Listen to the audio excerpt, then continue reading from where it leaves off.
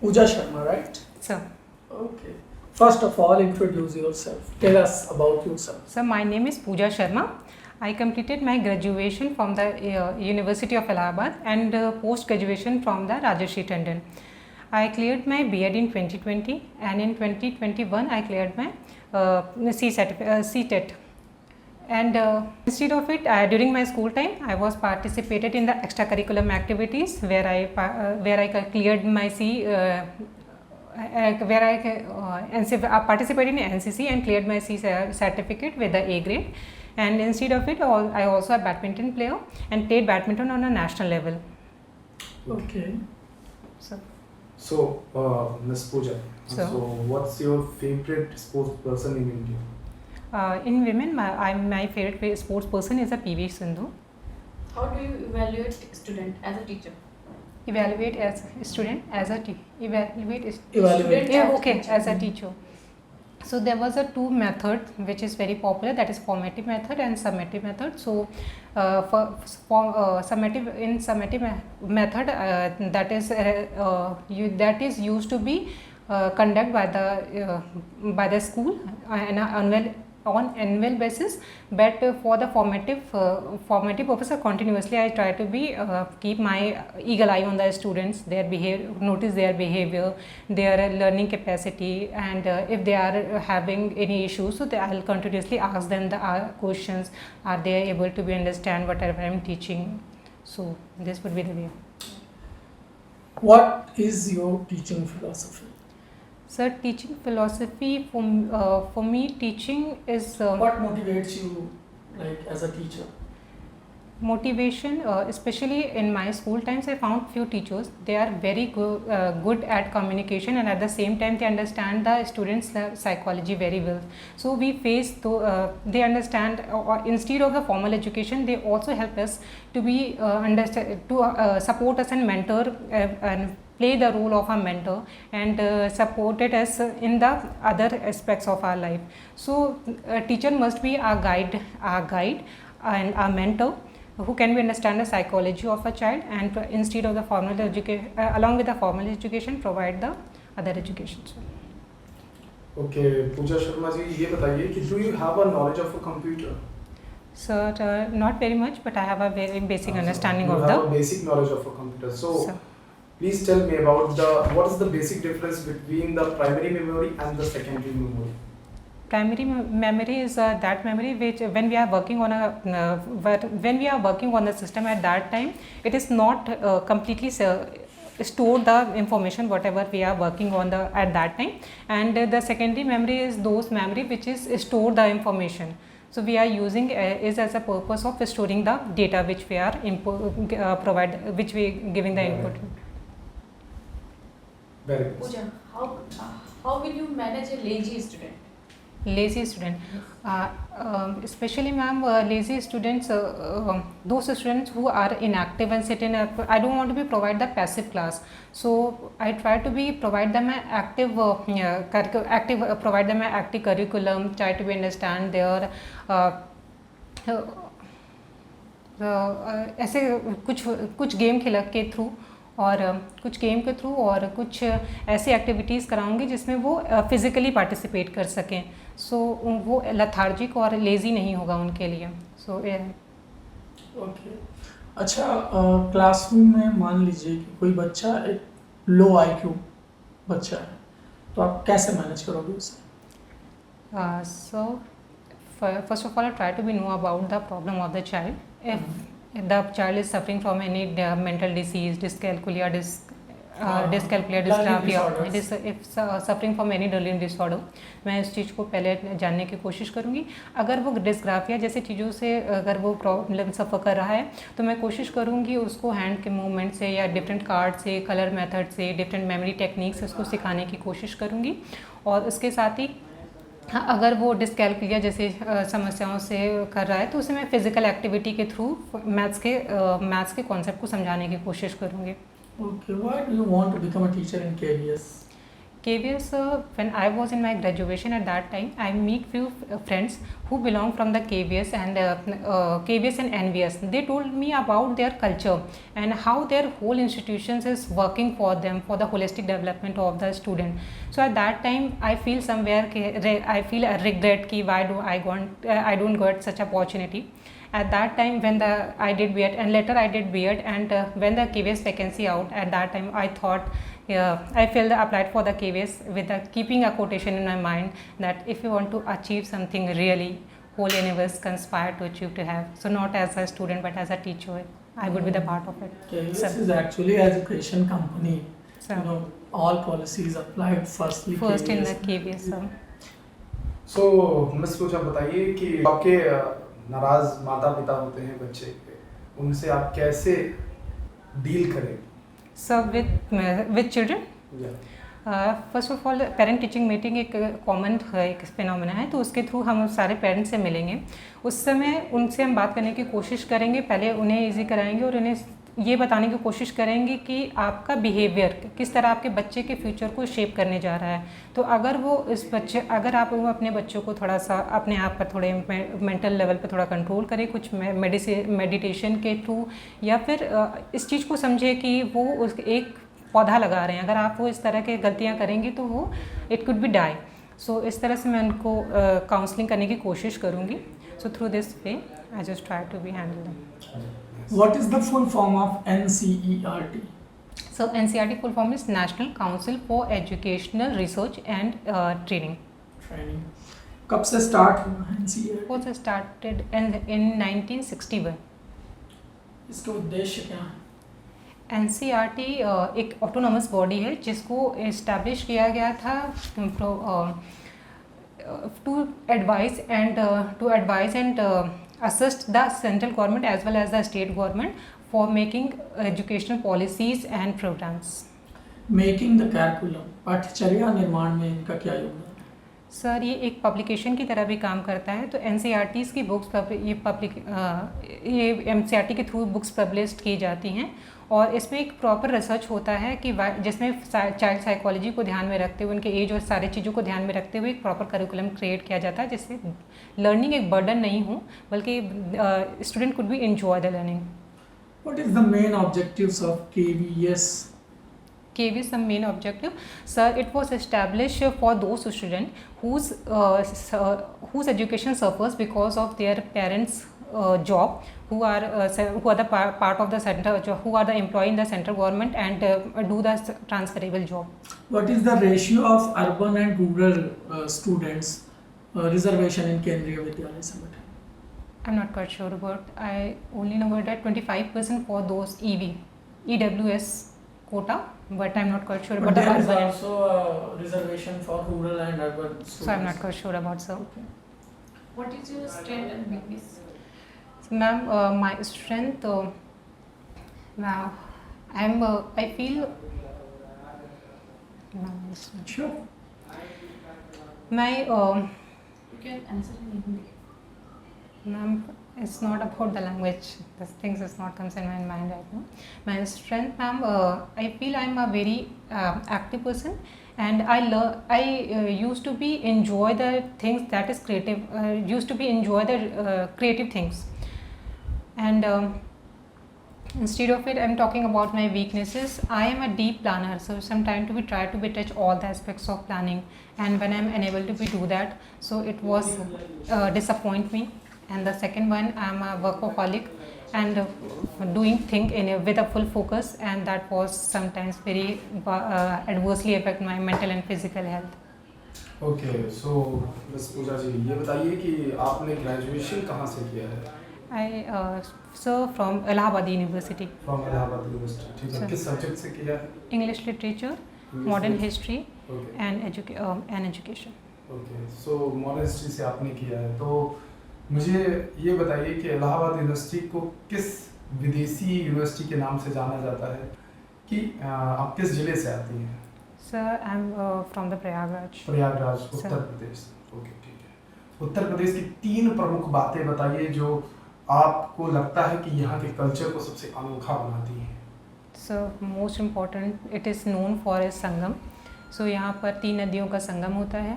सो और यहाँ पर 12 वर्ष में जो कुंभ मेला होता है वह यहाँ पर ऑर्गेनाइज़ किया जाता है। ये 4 ऐसी जगहों में से एक है जो प्रयागराज है। इसके सिवा टॉकिंग अबाउट यहाँ पर एक प्रयागराज के बारे में बताना चाहूँगी। एक ऐसा हिस्टोरिकल प्लेस है जहाँ पे एलिफेंट पार्क सिचुएटेड है, और जो कि जहाँ पे चंद्रशेखर हमारे जो एक शहीद हुए थे, चंद्रशेखर आज़ाद जी, ये उसके लिए भी जाना जाता है। और इसके सिवा ठीक है, अगला प्रश्न मेरा आपसे ये है कि बताइए कि आप जो है उत्तर प्रदेश के प्रयागराज से संबंधित हैं। उत्तर प्रदेश को प्रयागराज को किस फल के लिए जाना जाता है? सर अमरूद के लिए। अमरूद के लिए जाना जाता है। आंवला के लिए किसे जाना जाता है? सर आपका पड़ोसी जिला है प्रताप। अच्छा, explain what will be your approach when a lesson not work properly in class. First of all, I try to know that the reason is there is an issue with the teaching planning, or is there an issue with the student, or the student is not cooperating, and on the basis of that, I just try to make that again a lesson plan to teach according to the demand of the class. Explain some duties of a good teacher. So, good teacher having the most important thing in a good teacher must have a good communication skill, which can be directly touched to the heart of the student.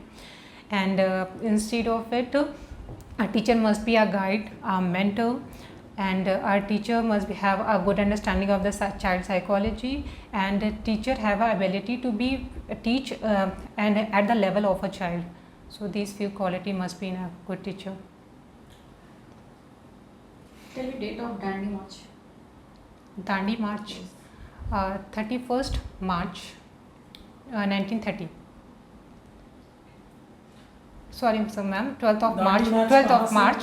12th of March 19. Okay, right. कहाँ से कहाँ तक के लिए move किया था और कितने आने वाले? साबरमती, हाँ, 72 फॉलोवर्स थे, 72 फॉलोवर्स थे, और ये साबरमती से स्टार्ट हुआ था और दांडी तक की यात्रा की गई थी। सर ये कुछ एक बहुत ही ब्रॉडर लेवल पर लोगों को एक सिंगल प्लेटफॉर्म पर लाना था, और इसका सिंबल जो रखा गया था नमक सत्याग्रह भी इसे बोला जाता है। इसमें नमक के ऊपर जो टैक्स था उसे तोड़कर सरकार के अगेंस्ट उन्हें विरोध प्रदर्शन से शुरुआत की गई थी। What is your favorite subject and why? Sir EVS। Sir EVS एक ऐसा सब्जेक्ट है जो अपने हमारे आसपास के एनवायरनमेंट से एसोसिएटेड होता है, तो that is makes learning more interesting. Explain our duties of a teacher. Duties of a teacher. Yeah. So, being a teacher, for the first responsibility for a teacher is for their students. So, उनके education और उनके overall development पर ध्यान देना।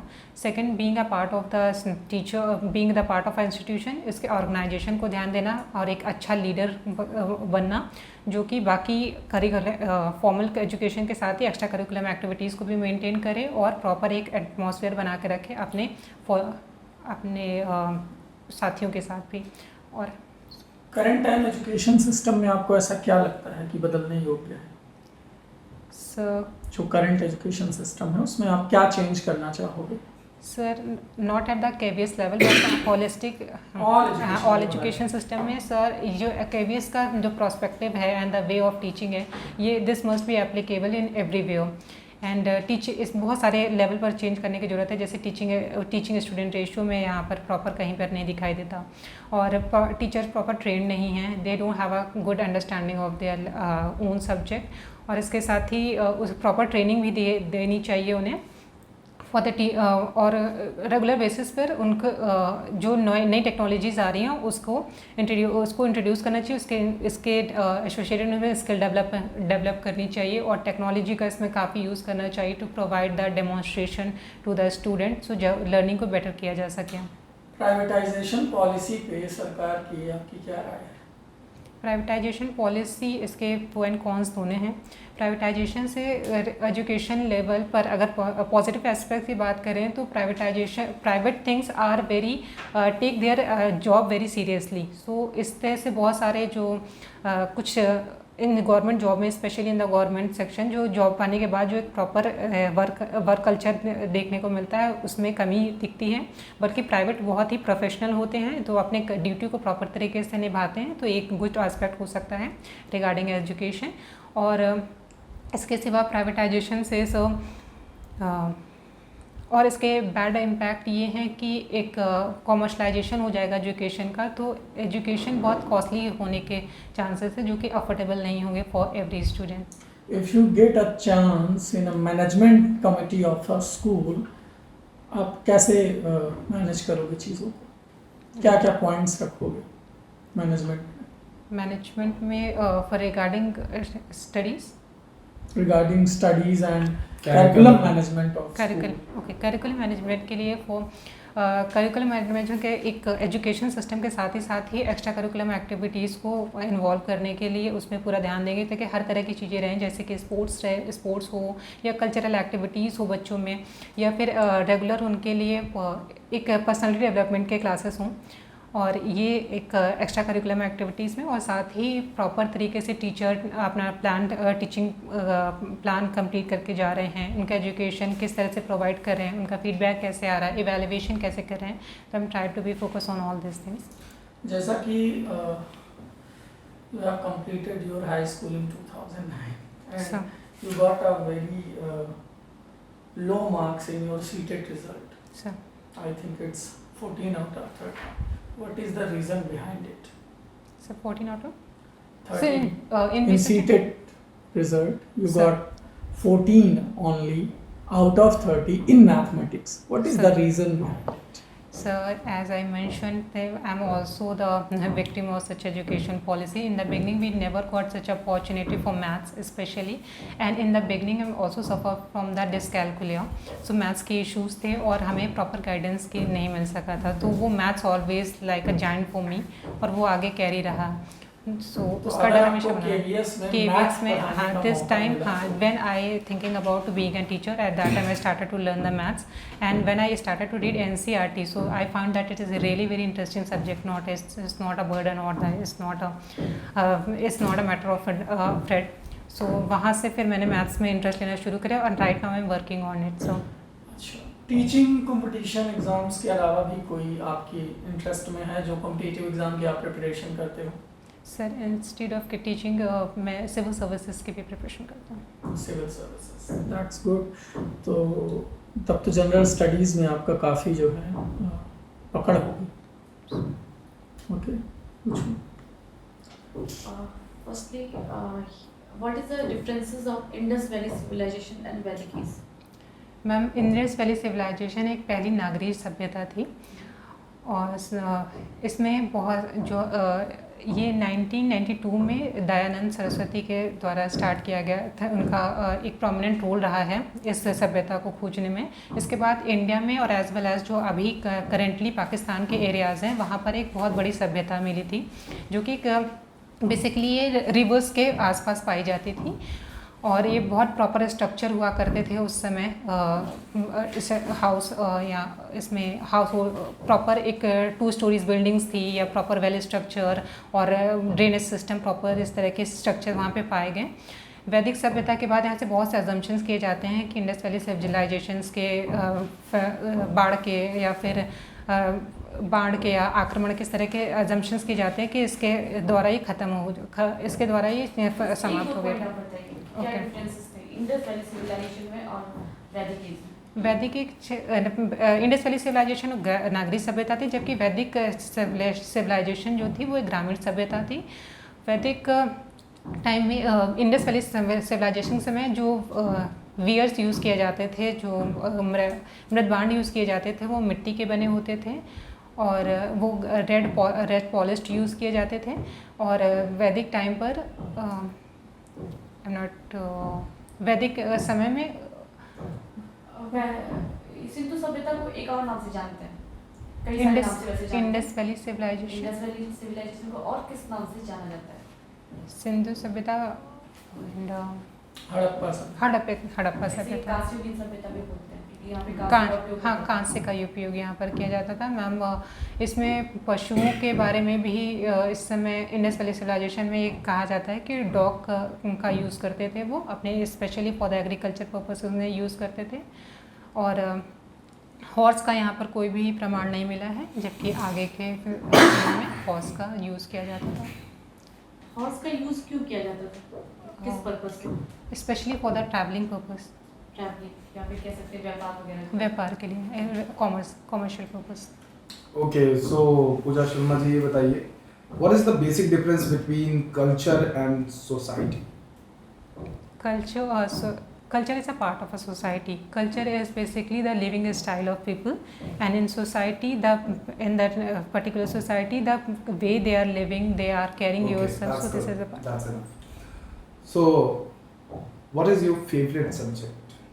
So EVS. EVS, we can also. What do you consider unique about your teaching? Unique about my teachers. Yeah. So when I teach the few students जो मेरे घर के आसपास रहते हैं, so I try to be use a different kind of methods and try to make the study interesting and active चीज़ें involve करने की कोशिश करती हूँ। इसके साथ ही मेमोरी टेक्निक्स जब मैं अपने उन बच्चों को बताती हूँ तो they are enjoyed very well.